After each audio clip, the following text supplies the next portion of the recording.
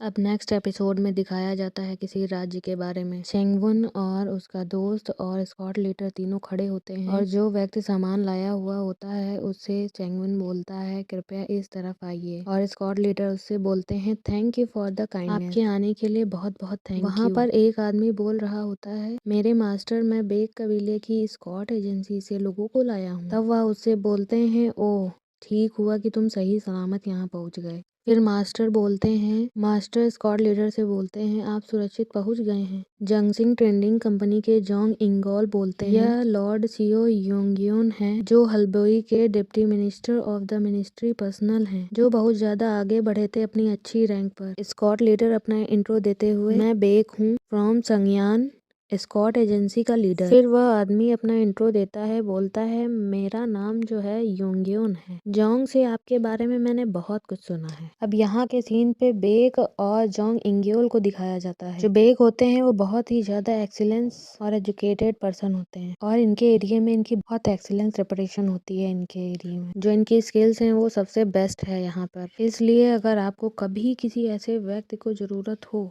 तो आप लड़ सकें तो उसे बुलाना उचित है। रिकमेंडेशन पर मुझे उस पर भरोसा है। फिर नेक्स्ट सीन में दिखाया जाता है चिंगवुन को जो कि सीओ युनगान के सामने अपनी मास्टर पोजीशन में खड़ा होता है। जोंग इंग्योल और सीओ युनगान आपस में बात कर रहे होते हैं। जिन लोगों ने कुछ हासिल किया होता है वह आमतौर पर सरफेस पे ही दिखाई देते हैं। वो लोग यही बात कर रहे थे। स्कॉट लीडर बहुत ही गुस्से में दिखाई देते हैं जो कि जोंग इंग्योल के बारे में सोच रहे होते हैं। बोल रहा होता है चाहे वे उचित निर्णय लेने वाले प्रतीत हों या शायद ज्यादा बुद्धिमान, यह आदमी बदलाव को प्रदर्शित नहीं करता प्रतीत होता है। हालांकि ग्लिम्स में कोई ऐसा आदमी नहीं है जो मार्ग पर चलता है और ना ही ज्यादा चलता है और ना ही कम। ऐसा आदमी जो पाथ के मिडल चलता हो तो वह सरकारी रोल के लिए परफेक्ट हो सकता है। चिंगवॉन बताता है कि लेकिन आप किसी भी किताब को ऐसे ही उसका एनवायरनमेंट देखते हुए आप उसको जज नहीं कर सकते। फिर एक आदमी जो गोल्ड कलर की इयररिंग को पहने हुए होता है और वो अपने माइंड में सोच रहा होता है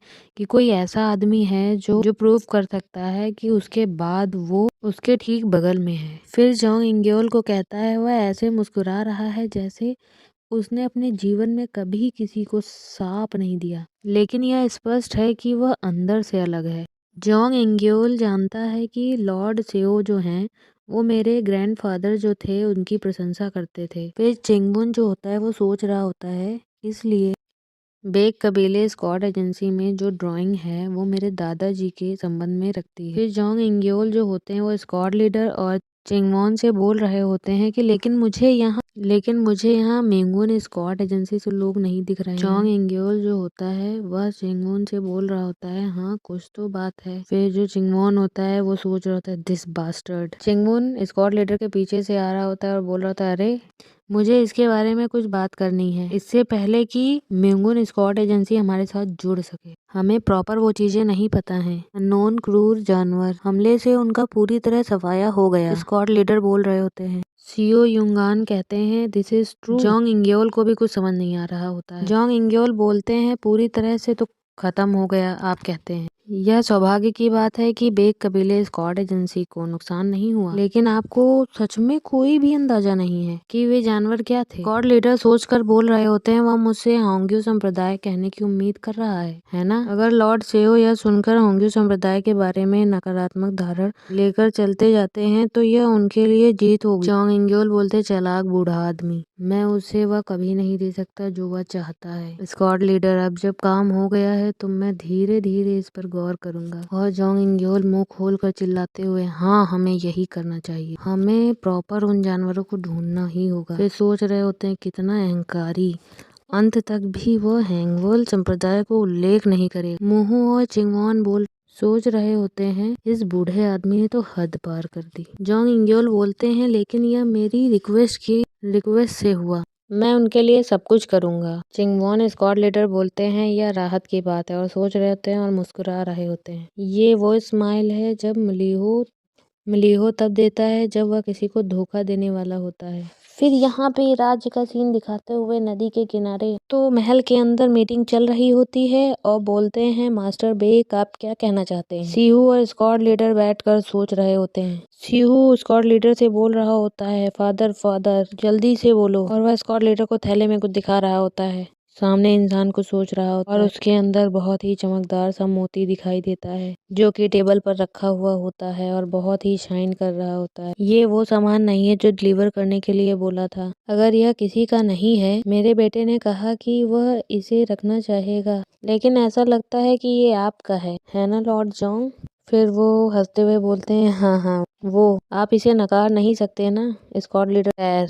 ऐसा लगता है हम इसे रिश्वत में इस्तेमाल नहीं कर सकते। मुझे ऐसा लगता है कि यह सांप जैसा दिखने वाला बूढ़ा आदमी कैसे कैसे देख रहा है, फिर आंखों में आंखें डालते हुए और कस के हाथ बढ़ाते हुए, लगता है मैंने कुछ खो दिया। ये तो बहुत ज्यादा इम्प्रेस्ड है। जॉन्ग इंग्योल उस हीरे जैसी चीज को हाथ में लेते हुए बोलते हैं मैं इसे कुछ समय से ढूंढ रहा था, सोच रहा था लॉर्ड सेओ को मैं इसे उपहार के रूप में दूंगा और यह वापस आ गया और उसने इसे काट लिया। दोनों के मुंह अजीब से मास्टर जेंग और बुद्धा देख रहे होते हैं। अरे वाह, इस स्थिति में भी हार नहीं मानेगा। यह घटनाओं का एक काफी दिलचस्प मोड़ है। सियो युंगान बोलते हैं चूंकि बात यहाँ तक आ चुकी है, मुझे उम्मीद है आप मेरे गिफ्ट को स्वीकार करेंगे। फिर सियो युंगान बोलते हुए आप लॉर्ड एओन के पोते हैं है ना? जी हाँ महाराज, मेरा नाम योंग चिंगवुन है। सियो युंगवान बोलते हैं आपको क्या लगता है, क्या मुझे इसे एक्सेप्ट करना चाहिए? वह सोच रहा होता है क्या बोलूं मैं। मुहू और बेग कहते हैं आगे बढ़ो, क्या इसे स्वीकार करना ठीक नहीं होगा? चिंगवुन बोलता है सोच रहा होता है। सियो युंगान बोल रहे होते हैं एक्सेप्ट इट। जैसा कि लॉर्ड जॉन्ग ने कहा कि ये एक गिफ्ट है, यह ऐसा गिफ्ट है जो कि बिना मांगे दिया जाता है। क्या बकवास है, इस पोजीशन में इतना इम्पोर्टेंट नहीं है यह गिफ्ट लेना। चिंगवॉन बोलता है जब तक आप अपना अच्छी तरह से बैलेंस नहीं बना लेते तब तक यह ठीक नहीं होगा। सियो युंगान बोलते हैं बैलेंस? जहाँ तक मैं देख सकता हूँ ऐसा लगता है, मुझे लगता है आप इस मामले को अच्छी तरह संभाल लेंगे। महल से अच्छे सीन में दिखाया जाता है हंसने की आवाजें आ रही होती हैं जो कि सियो युंगान की होती हैं। ओह मुझे लगता है इसने मेरे पास्ट की बातें मुझे याद दिला दी। बहुत समय पहले मैं एक अधिकारी के रूप में नियुक्त हुआ था। मैंने आपके ग्रैंडफादर की सलाह ली थी और उन्होंने मुझे यही बात बोली, मैं अपना बैलेंस बनाए रखूं और मिडल पार्ट में चलूं तो मैं बहुत आगे जाऊंगा। तुम सच में उनके पोते ही लगते हो। सीओ बोलते हैं तुम इसे एक्सेप्ट करके रख लो। जॉन्ग इंग्योल बोलते हैं बात तय हो गई, चाहे यह उपहार हो या रिश्वत, उसने इसे ले लिया है तो वह इसलिए शायद मुझे वह अच्छी दृष्टि से देखेगा। चिंगवॉन सोचता है अभी राहत पाने के लिए बहुत जल्दी है। बौद्धि धर्मा बोलते हैं ओह क्या और भी है? बौद्धि धर्मा और मास्टर जेंग देख रहे होते हैं, अपने जादुई मिरर से देख रहे होते हैं और बोल रहे होते हैं वह गहरे विचारों वाला व्यक्ति है लेकिन उसे अभी तक एहसास नहीं हुआ है।